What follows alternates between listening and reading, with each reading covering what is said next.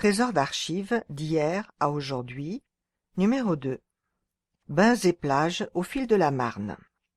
Si depuis la nuit des temps on se baigne dans les rivières, c'est à partir du XIXe siècle que la baignade s'institutionnalise le long des berges de la Marne. Dès 1826, pour limiter les baignades sauvages, les noyades et l'atteinte aux bonnes mœurs de corps dénudés, la municipalité va délimiter un espace propre aux bains. Situé en face du canal Cornillon, la baignade est alors fixée de 4 à 7 heures le matin et de 6 à 9 heures le soir. Face à la dangerosité de la Marne, un bateau monté par un plongeur stationne continuellement aux heures des bains. Les baignades ont toujours été source de controverses. Les nombreux accidents feront tour à tour ouvrir et fermer les bains et les plages. Ainsi, dès 1884, suite aux nombreux accidents, les baignades sont interdites, seuls les bains flottants, stationnés sur les quais, restent autorisés.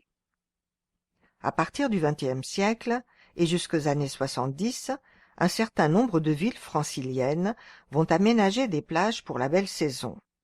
À l'initiative du Cercle nautique est créée, dans les années 50, la plage de Meaux.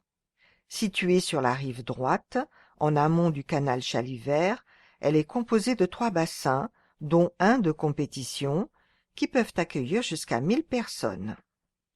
Aménagée seulement en juillet et août, elle attire en 1963 près de 70% de baigneurs venant de Paris et des villes alentours qui viennent en famille profiter de la plage.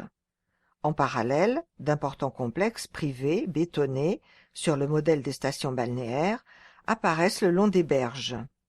Toboggans, plongeoires, guinguettes, la plage Meaux-Trilport, aménagée dans les années 30, sera un véritable succès. Les 2 plages seront tour à tour fermées dues aux noyades et à la pollution de la Marne en 1970 et 1972. Inscription à la newsletter des archives. Vous souhaitez en savoir plus sur le patrimoine meldois? Inscrivez-vous à la newsletter sur notre page en ligne et découvrez les trésors conservés dans nos fonds d'archives. www.ville-meaux.fr.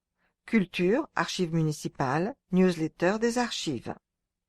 Pays de Meaux, archives municipales, direction de la citoyenneté et des démarches administratives, hôtel de ville, boîte postale 227, 77 107, Meaux-Cedex.